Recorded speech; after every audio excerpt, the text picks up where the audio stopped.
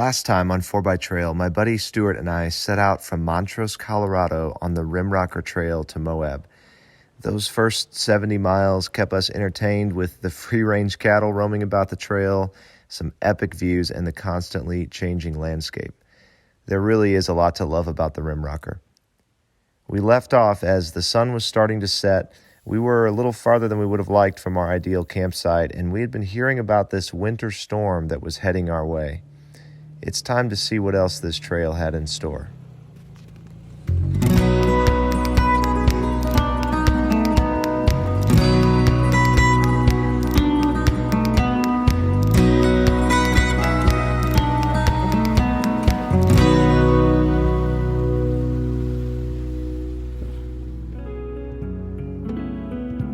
This section of the trail, combined with the sunset, the hazy skies, was one of my favorite moments of the Rimrocker. The camera just does not do justice on the unique color palette out here. Reds, teals, grays, yellows, they all just meld together in this beautiful work of art.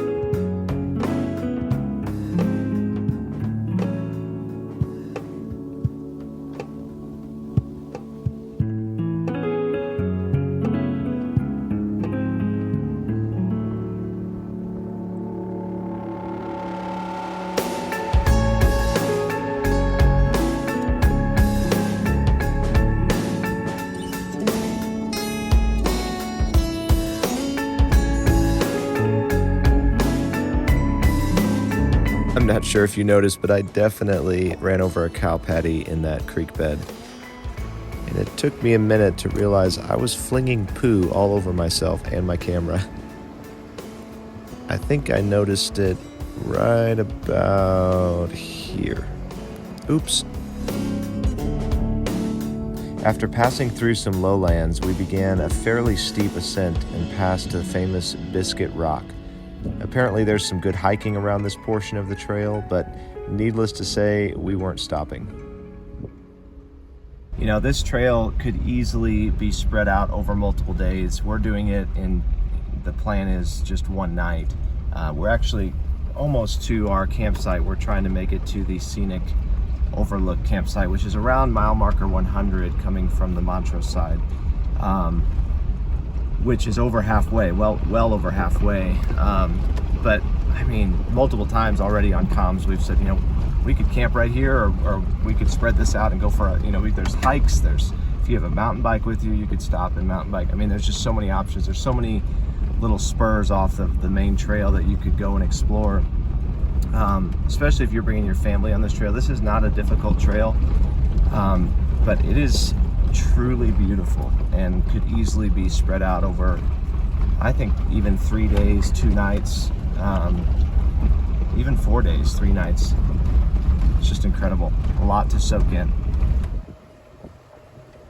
As the sun finally disappeared over the horizon, we felt the gravity of being out here in the middle of nowhere. We were thankful for our dependable rigs and some good off-road lighting. After some conversation on comms, we decided to stay the course and make it to our planned campsite for the night. After a couple of wrong turns trying to locate the site in the dark, we finally made it and realized just how much dust we had collected on this first portion of the trail. Truck life. So much dust. It's honestly, it's Jeep life too. Look at this. My Jeep is so dusty. It's just insane. And I got some pinstripes added to the collection tonight too, trying to find this campsite. Most of that's dust, but it looks worse than what it is. But thank goodness for onboard air, right, Stu? That's right.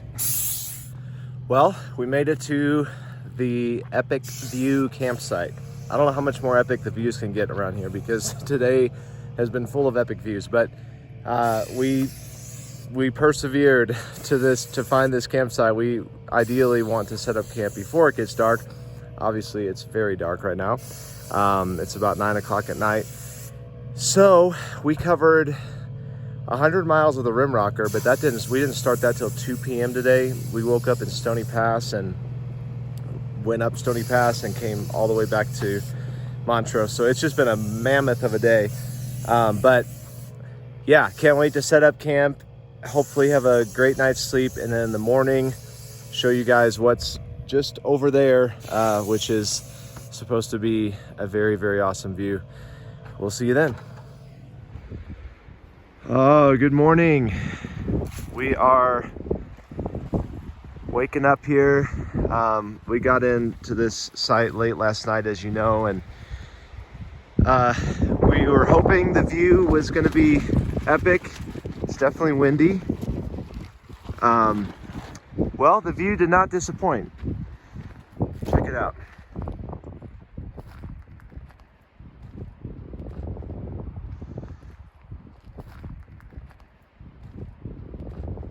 So we had hoped to just kind of chill here this morning and kind of give you guys a little debrief of the day yesterday, because we covered so much ground yesterday and saw some of the most beautiful scenery I've ever seen.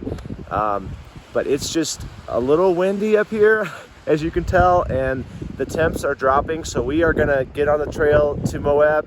We'll stop probably in a little while and find a more sheltered spot, and at some point today we'll give you guys more of an update on yesterday. But this is just incredible, an incredible trail. Can't wait to see what the rest of it has to offer.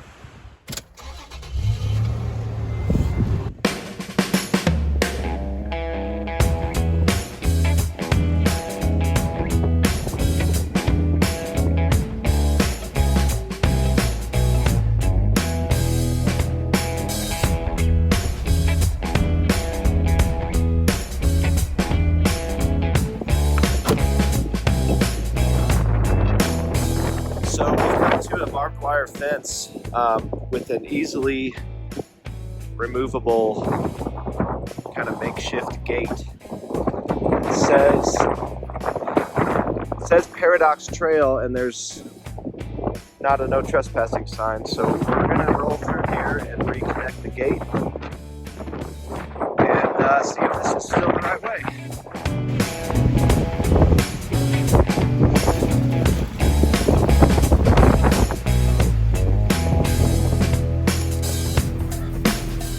So it might seem obvious to reconnect or reclose a gate like that, but it is very, very important because a lot of this land has cattle on it and privately owned.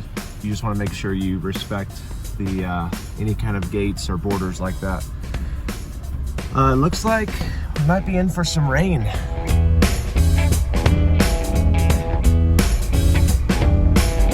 Got a little bit of rain here, which is not bad at all. Keeps the dust down a little bit,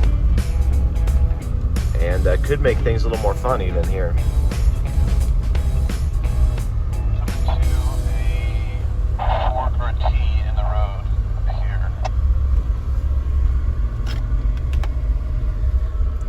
Yeah, so that was S6 back there, and then Q5, so I wonder if maybe they just mislabeled the Q. There were a few times we thought we had missed a turn, but all in all, the Rimrocker is pretty well marked. Just when you think, did I take a wrong turn there?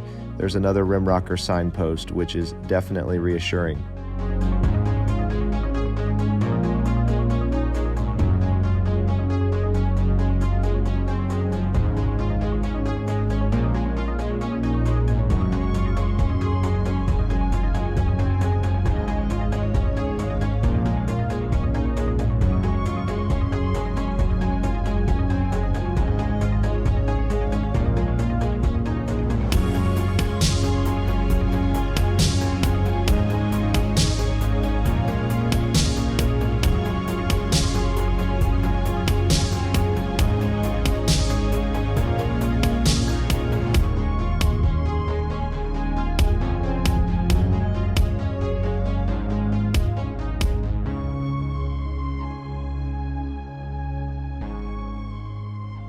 Well, guys, we didn't get to make breakfast at camp because it was super windy.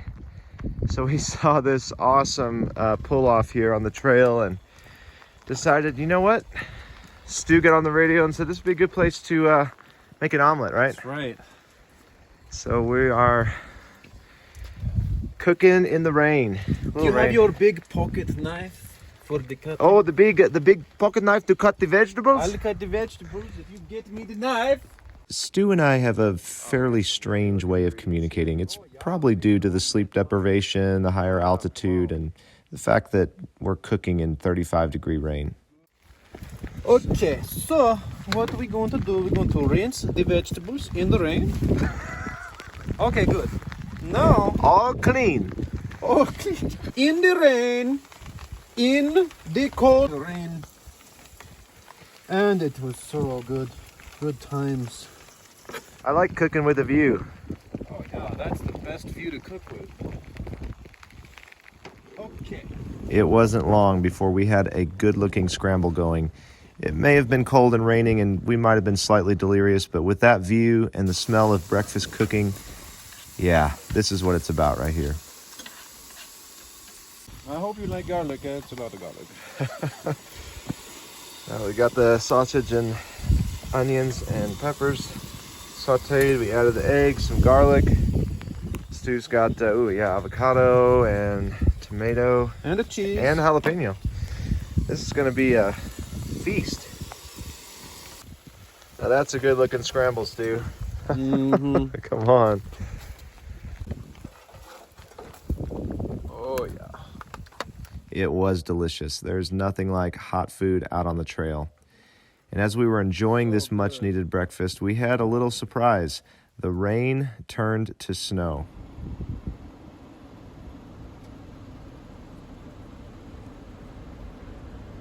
We quickly packed up the stove and washed the dishes and hit the trail to enjoy what felt like an early Christmas present.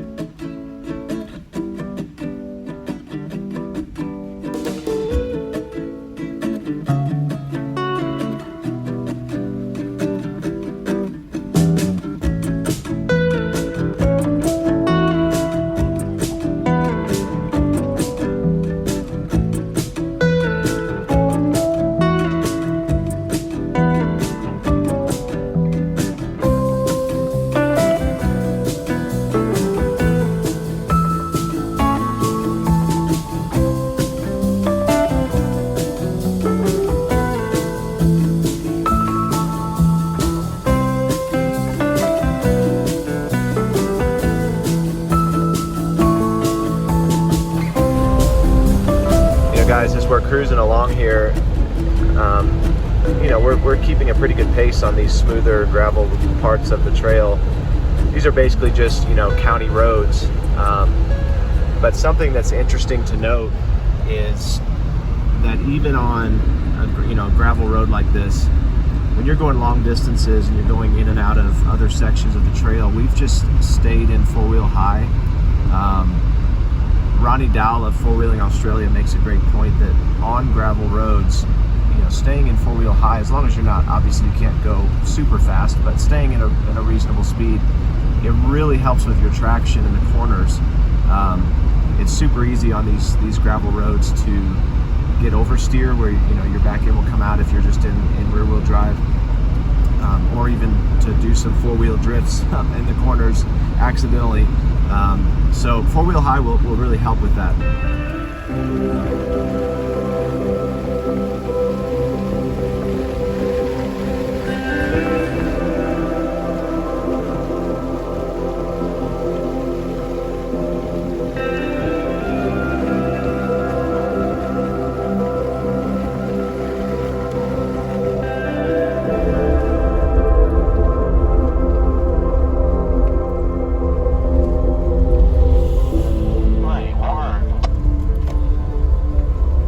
Guys, we just stopped here because we came around the corner and saw this incredibly beautiful mountain, just super imposing, just seemingly out of nowhere, because we've been going through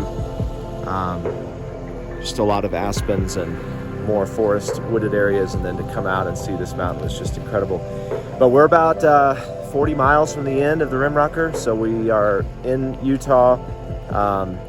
The temps are slowly rising. It's not quite as cold, except now I'm not sure how to get back into the Jeep.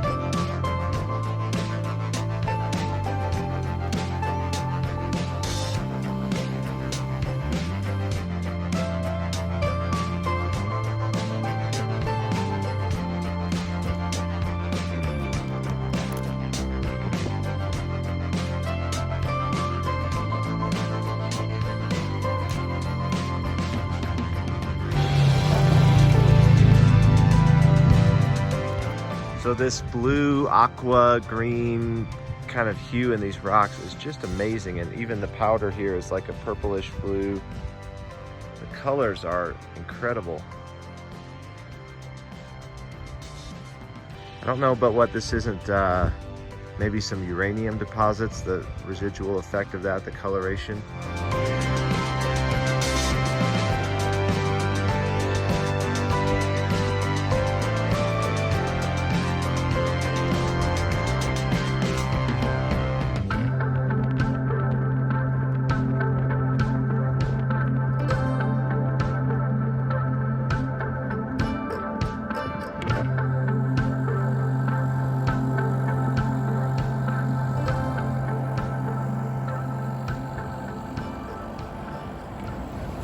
Well guys, this is the evening of the completion of the Rimrocker, and we're just, we're skipping cooking at camp tonight, and we opted for, what is this, San Miguel's Baja Grill, I believe, in Moab. This is downtown Moab.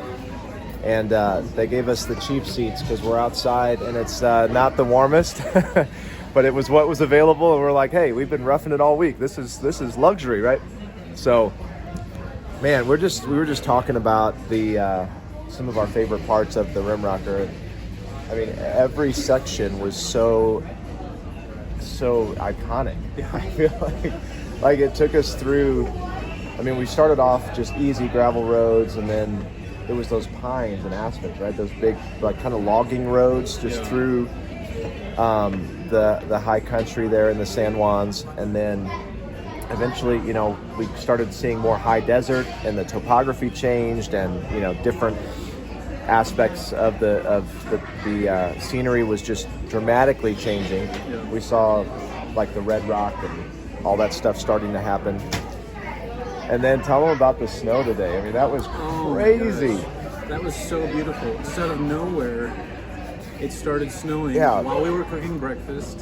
Right, we pulled over at this spot. We didn't cook at camp because we were wanting to get on the trail. It was so windy. And it was windy at camp, yeah, which was crazy. So we pulled over at this scenic overlook to cook. And yeah, it starts snowing. It was awesome. But it was freezing. So cool, yeah. I mean, it's just, and then we carried on a little bit further, and the snow, we could tell, had blown through, because then the whole area was covered with snow ahead of us. And so that was really beautiful. But I don't know, for me it was yesterday when we were doing those kind of the rim, I guess the rim trail along the some of the red rocks, just with the sunset, and you could tell we were in the high desert because it was, you know, the rocks were that red and white color.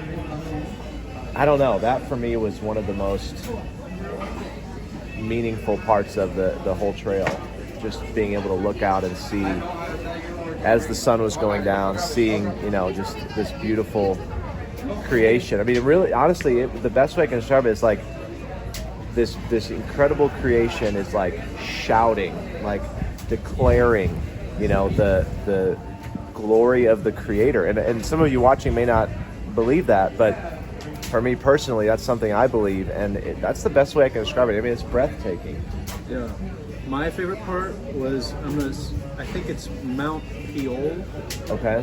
Which is the mountain that we came on, just like snow-capped mountain. Yeah. We're just like driving around, and all of a sudden, just out of the, like, in the distance, we see this mountain, and I'm like, oh my gosh. Yeah, it was like very, like, not foreboding, but just like boom, like the presence of this mountain. It's just like it came out of nowhere. Yeah. It was like, whoa, there's a giant mountain with snow on it, you know, because we had been in the woods and coming out. I mean, that's the thing. There's so much to see on this trail. This one trail just has a little bit of everything.